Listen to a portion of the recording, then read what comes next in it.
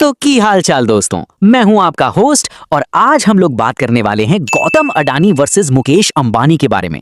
जी हां गाइस, एक बार फिर से पावर शिफ्ट देखने को मिला है क्योंकि गौतम अडानी अब ऑफिशियली एशिया के रिचेस्ट पर्सन बन चुके हैं। उन्होंने मुकेश अंबानी को पीछे छोड़ दिया है। ब्लूमबर्ग बिलियनियर्स इंडेक्स में वो अभी 19th पोजीशन पर हैं ग्लोबली। जहां अडानी ग्रुप इंफ्रा, एनर्जी और लॉजिस्टिक्स में स्ट्रांग है, वहीं रिलायंस एनर्जी, टेलीकॉम और रिटेल में डोमिनेट करता है। तो क्लियरली कंपटीशन अभी भी बहुत इंटेंस बना हुआ है। तो चलिए अब हम लोग बात कर लेते हैं सुज़लॉन एनर्जी के बारे में। तो क्या सुज़लॉन अचानक से रॉकेट बन गया है? जी हां गाइस, सिर्फ एक महीने में 20% का रैली देखने को मिला है। और इंटरेस्टिंग बात यह है कि ये ईरान यूएस कॉन्फ्लिक्ट का इनडायरेक्ट फायदा उठा रहा है क्योंकि गैस और हाइड्रो पावर आउटपुट कम हुआ है, जिसकी वजह से विंड एनर्जी की डिमांड बढ़ रही है। जेएम फाइनेंशियल के हिसाब से इसमें अभी भी 30% अपसाइड पोटेंशियल बचा हुआ है। तो चलिए अब हम लोग बात कर लेते हैं सिगरेट स्टॉक्स के बारे में। तो क्या ये सेक्टर सडनली एक्टिवेट हो गया है? आईटीसी, गॉडफ्रे फिलिप्स और वीएसटी इंडस्ट्रीज में 15% तक की तेजी देखने को मिली है और इसका मेन रीजन है वीएसटी इंडस्ट्रीज का Q4 रिजल्ट, जहां पर प्रॉफिट 120% तक जंप कर गया है, रेवेन्यू 52% बढ़ा है और ईबिटडा भी स्ट्रॉन्ग ग्रोथ दिखा रहा है। तो इन्वेस्टर कॉन्फिडेंस इस सेक्टर में काफी स्ट्रॉन्ग नजर आ रहा है। तो चलिए अब हम लोग बात कर लेते हैं रुपी और गोल्ड सिल्वर क्राइसिस के बारे में। रुपया थोड़ा स्ट्रॉन्ग हुआ है और 92.85 पर क्लोज किया है डॉलर के अगेंस्ट, लेकिन तीसरी तरफ एक शॉकिंग अपडेट ये है कि इंडिया में गोल्ड और सिल्वर इंपोर्ट्स टेम्परेरीली रुक गए हैं क्योंकि गवर्नमेंट क्लियरेंस डिले हो रहा है। करीब 5 टन गोल्ड और 8 टन सिल्वर अटका हुआ है, जिसकी वजह से कल्याण ज्वेलर्स और टाइटन जैसे स्टॉक्स में गिरावट देखने को मिली है। लेकिन ट्विस्ट ये है कि गवर्नमेंट ने कुछ टाइम बाद एसबीआई, एचडीएफसी बैंक और एक्सिस बैंक जैसे बड़े बैंक्स को 2029 तक इंपोर्ट की परमिशन दे दी है। तो सिचुएशन अभी मिक्स्ड बनी हुई है। तो चलिए अब हम लोग बात कर लेते हैं एचडीएफसी अपडेट्स के बारे में। सबसे पहले HDFC bank 1000 crore rupees invest करने वाला है एचडीएफसी लाइफ में, जिससे उनकी ओनरशिप 50% से ज्यादा हो जाएगी।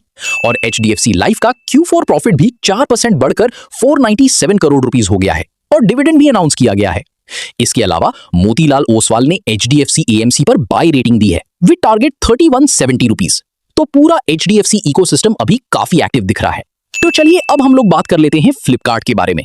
तो क्या फ्लिपकार्ट आईपीओ की तैयारी कर रहा है? जी हां गाइस, वॉलमार्ट ओन्ड फ्लिपकार्ट अभी $2 billion pre IPO funding raise करने की प्लानिंग कर रहा है। इसके लिए सीईओ खुद इन्वेस्टर्स से यूएस, सिंगापुर और लंदन में मीटिंग्स कर रहे हैं। तो आने वाले टाइम में एक बड़ा आईपीओ देखने को मिल सकता है। तो चलिए अब हम लोग बात कर लेते हैं मेटल सेक्टर के बारे में। सीएलएसए के हिसाब से एल्यूमिनियम और कॉपर में ग्रोथ पोटेंशियल है, लेकिन स्टील सेक्टर रिस्की बताया जा रहा है और सीमेंट सेक्टर में अभी प्रेशर है, लेकिन फ्यूचर में रिकवरी पॉसिबल है। और फाइनली एक इंटरेस्टिंग अपडेट टैक्स सेविंग को लेकर। तो क्या 20 लाख रुपए सैलरी भी टैक्स फ्री हो सकता है? जी हां, न्यू टैक्स रेजिम में सही सैलरी स्ट्रक्चर जैसे कार लीजिंग, एम्प्लॉयर कॉन्ट्रिब्यूशंस यूज करके टैक्स को काफी हद तक रिड्यूस किया जा सकता है। तो चलिए अब हम लोग बात कर लेते हैं विप्रो के बहुत बड़े अनाउंसमेंट के बारे में। तो विप्रो 15,000 करोड़ रुपए का शेयर बायबैक करने वाला है और सबसे इंटरेस्टिंग बात यह है कि इस बायबैक में प्रोमोटर्स भी पार्टिसिपेट करने वाले हैं। अब यहां पर एक इंपॉर्टेंट चीज, जो बायबैक प्राइस रखा गया है वो लगभग 19% प्रीमियम पर है पिछले क्लोजिंग प्राइस से, यानी कंपनी अपने ही शेयर को मार्केट से महंगे दाम पर खरीद रही है। लेकिन सवाल यह है कि इसका रिटेल इन्वेस्टर्स पर क्या असर पड़ेगा? देखो, जब प्रोमोटर्स भी इसमें एंट्री लेते हैं तो रिटेल के लिए अलोकेशन कम हो सकता है। तो शॉर्ट में प्रीमियम अच्छा है, लेकिन मौका लिमिटेड हो सकता है। तो चलिए अब हम लोग बात कर लेते हैं मार्केट की आज की मूव के बारे में। तो आज मार्केट में एक पॉजिटिव रैली देखने को मिली। सेंसेक्स करीब 500 पॉइंट्स ऊपर बंद हुआ और निफ्टी 24,350 के ऊपर क्लोज हुआ। इस रैली के पीछे मेन रीजन बताया जा रहा है ग्लोबल लेवल पर जियोपॉलिटिकल टेंशन थोड़ा ईज हुआ है और साथ में एफआईआई इनफ्लो भी देखने को मिला है, यानी कि मार्केट में थोड़ी पॉजिटिव सेंटिमेंट वापस आ रही है। अब बात करते हैं आज के टॉप गेनर्स की। तो आज के दिन GMDC, Netweb Tech, Adani power, Sonata software और येस बैंक जैसे स्टॉक्स में अच्छी तेजी देखने को मिली, यानी सेक्टर वाइज मूवमेंट भी काफी एक्टिव था। अब सबसे इंपॉर्टेंट डेटा एफआईआई और डीआईआई का।